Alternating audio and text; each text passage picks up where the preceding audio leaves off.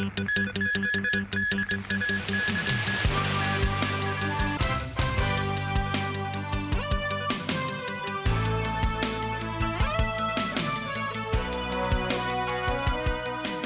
evening. Welcome to TVB News. The US said it rescued a service member missing behind enemy lines since Iran downed an American fighter jet. This comes as US President Donald Trump renewed his threats for Iran to open up the Strait of Hormuz by Monday or face devastating consequences. Daniel Rao tells us more. The US said it rescued a service member missing behind enemy lines since Iran downed an American fighter jet. US President Donald Trump said the aviator is injured but will be just fine, adding the rescue involved dozens of aircraft. The airman's extraction followed a frantic US search and rescue operation after the Friday crash of the F-15E Strike Eagle, as Iran also promised a reward for anyone who turned in an enemy pilot. A second crew member was rescued earlier. The fighter jet was the first US aircraft to have crashed in Iranian territory since the war, now in its sixth week, erupted. This comes as US President Trump renewed his threats for Iran to open up the Strait of Hormuz by Monday or face devastating consequences. Referring to Iran, Trump said time is running out, 48 hours before all hell will rain down on them. Meanwhile, Iran has reiterated Iraq would be exempted from transit restrictions in the Strait of Hormuz, which only apply to enemy countries. With Israel and the US continuing to trade blows with Iran, Iranian state media reported earlier strikes on the B1 bridge, which was still under construction, killed at least 8 people and wounded 95. The outlet said the victims had gathered under the bridge and along the riverbank for Nature Day, which Iranians celebrate by gathering outside. Journalists from the Associated Press witnessed widespread destruction at a Shiite religious complex in Zanjan, a city in northwestern Iran. Residents in the city told the AP an airstrike that hit the Grand Husseiniya of Zanjan on March 31st also caused damage to a library and clinic within the complex, where people used to get treated for free. Elsewhere, police forcibly dispersed anti-war protesters in Tel Aviv amid wartime restrictions and arrested at least 10 people. Several hundred people attended the demonstration at Habima Square in Tel Aviv, calling for an end to the war, in between sirens warning of incoming missiles from Iran and Yemen. Daniel, TV News. Even as large parts of southern Lebanon comes under intense Israeli bombardment, residents in some Christian neighborhoods marked Easter far from their homes with prayers and religious processions. Blasts were heard in Beirut early Saturday, with plumes of smoke rising from buildings. In the week since Israel launched bombardment in retaliation for attacks by Iranian proxy group Hezbollah, over 1,400 people have been killed in the country. More than 1 million fled from the south and east of Lebanon, as well as Beirut's southern suburbs. Many are taking refuge on the streets and improvised tent shelters in rudimentary conditions. Residents in Christian villages along the Lebanese border with Israel wanted to hold on to their land, although their expectation was dampened amid renewed Israeli airstrikes and ground invasion. On Holy Saturday, the somber day between Good Friday and Easter, congregants observed inside St. Anthony Church in the village of Alma el-Shab. As in years past, they gathered to pray and remember those who are gone. Father Maroon Ghafari delivered sermons beside a cardboard cutout depicting the church, as the limestone walls were trapped behind the front lines of the war. He told worshippers, "We gather today while we are away from our town. However, the church stays with a community of believers." The Chor bishop said they are seeing the war isn't bringing any results except destruction, killing and displacement, and that the people of Alma el-Shab are among those most deeply wounded because they want peace, not war. Nabila Farah, one of the last villagers to leave their homes, said she still feels heartbroken about the displacement. "When holiday comes, you feel longing, nostalgia and tightness in heart," she said affectionately, reminiscing about the sound of church bells and the beautiful old traditions that they were raised with. The remains of 3 Indonesian United Nations peacekeepers who were killed while on escort duty supporting UN operations in Lebanon arrived in Jakarta on Saturday. President Prabowo Subianto led a solemn ceremony receiving the bodies. The coffins were draped in Indonesia's red and white flag as military honor guard stood at attention. Prabowo offered deep condolences to the families before the coffins were returned to their hometowns for official military funerals. Jakarta has condemned in the strongest terms the attacks that killed the peacekeepers as the Israel-Lebanon border became a flashpoint in Israel's war. Many grave sweepers headed to cemeteries to mark the Ching Ming Festival. As per tradition, residents were seen carrying bags of offerings uphill despite the unsettled weather. Samantha Lee tells us more. Drizzle sets the scene for the solemn occasion. In a cemetery in Diamond Hill, grave sweepers, both old and young, wiped the tombstones, burned incense, and placed flowers at the graves of their ancestors. Falling annually in early April, the festival is a time for people to fulfill their filial duties by tidying tombs and burning offerings for their loved ones. Some regulars noted that the offerings were getting more expensive this year. This lady spent nearly $1,000 on bags of offerings, including joss paper, fruits, and roasted chicken. Another grave sweeper said he found the crowd thinner than in previous years, attributing it to the Easter break as Hong Kongers flocked overseas for holidays. Despite the rain, plenty of residents still turn up with umbrellas and trolleys, heading up the hill at Cape Collison in Chai Wan. Special bus routes were running to help people get to and from the public cemetery. With gold prices recently hitting record high, paper offerings fashioned as giant gold balls have gained popularity for this Ching Ming Festival. The shop owner said they launched these oversized items in a bid to make customers feel they are offering something special. Following the latest tech trends, the shop also introduced paper offerings shaped like robots and coffee machines to ensure the ancestors keep up with the times. Samantha Lee, TVB News. The amber rainstorm warning was in effect for much of this afternoon as a trough of low pressure brought heavy thundery showers to the coast of Guangdong and the northern part of the South China Sea. The weather forecaster warns of flooding in low-lying and poorly drained areas. Heavy rain was hitting Wan Chai. Residents without umbrellas took shelter at MTR exits. The rain in Tsim Sha Tsui was relatively lighter, though visibility over Victoria Harbour remained poor. At a coffee festival in the West Kowloon Cultural District, visitors were braving the rain to enjoy their brews. The rain turned the grass into a muddy field, prompting organisers to lay down plastic boards to help people get around. The observatory says the rainy weather will stay through Wednesday, with the conditions likely improving in the latter part of this week. Search and rescue crews are still looking for an 81-year-old hiker who went missing Saturday, with search efforts continuing throughout the night. It's understood that the missing is a mainlander who is in Hong Kong visiting relatives. Samantha Lee has the story. An extensive search is underway along the McLehose Trail for the 81-year-old man who went missing in the hills Saturday. Search dogs and helicopters were deployed to assist in the operation. The police received a report from the man's son earlier, who said his parents went hiking along Section 10 of the McLehose Trail Saturday morning.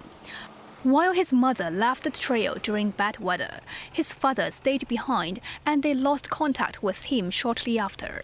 Rescue teams found no trace of him during the overnight search, and the operation continued this morning. Sources say a shoe belonging to the missing was found at a temple near the Dawson Island Lake.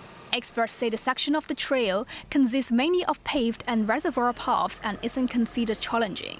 However, they urge hikers to plan ahead and avoid going alone. Chow Kwok-keun, chairman of the China-Hong Kong Mountaineering and Trekking Federation, said hiking alone is a big no-no. We always tell people to go in pairs so that they can look out for each other. He added that spring can bring sudden severe weather, and hikers should bring along rain gear and seek shelter in pavilions if the weather turns bad. Samantha Lee, TVB News. And still ahead, March stock market daily turnover up 8% year-on-year. Culture and Tourism Chief says commitment with Art Basel brings economic benefits and job opportunities.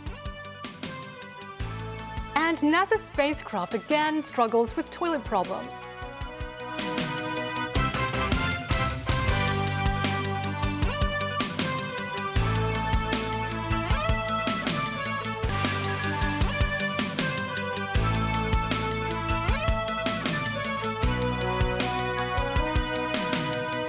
Welcome back. Financial Secretary Paul Chan said stock trading remained active despite global uncertainties.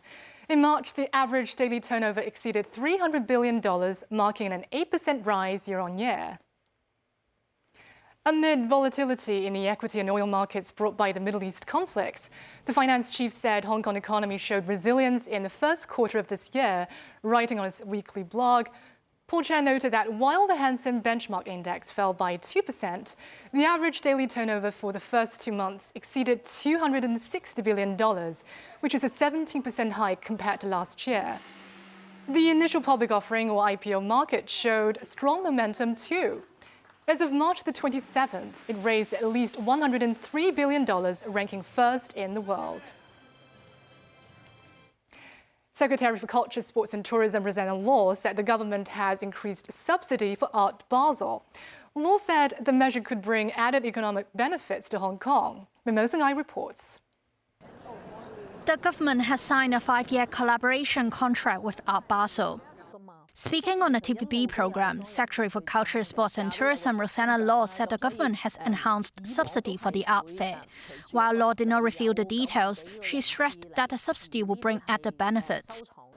Referring to Art March as an example, when roughly 4.35 million visitors arrived in Hong Kong, the Secretary said mega art events had helped generate economic benefits, such as from collectors who came for Art Basel, who would stay for several days while attending other activities.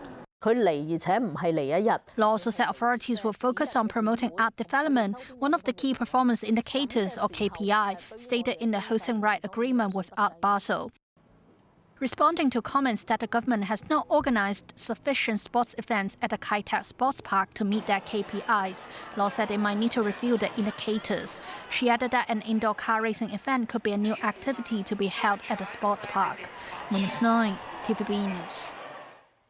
China's 15th five-year plan supports the globalization of Chinese pharmaceuticals. In this year's report on the work of the government, biomedicine was included as part of the emerging pillar industries layout. Domestic drug manufacturers believe that homegrown innovative drugs have already broken the monopoly of the United States and European dominance, and they see Hong Kong as an external window to achieve the global expansion of Chinese pharmaceuticals. Celine Chan files a report from Jiangsu. All products on display here are innovative drugs developed by companies within Suzhou's BioBay. Within China's 14th five-year plan period, the scale of Chinese-made innovative drugs market hit the 100 billion yuan mark, propelling the country to become the world's second-largest player in new drug development, completing the country's transition from a major country known for low-cost generic drug production to one for innovative drugs. Established in 2007, Suzhou's BioBay provides facilities and startup funding to help incubate projects. Among those involved are teachers and students from the University of Hong Kong and the Chinese University of Hong Kong. BioBay is home to about 680 pharmaceutical and biotech enterprises, including B1 Medicines Limited. The enterprise's anti-cancer drug, zanubrutinib, achieved global sales of $3.9 billion last year.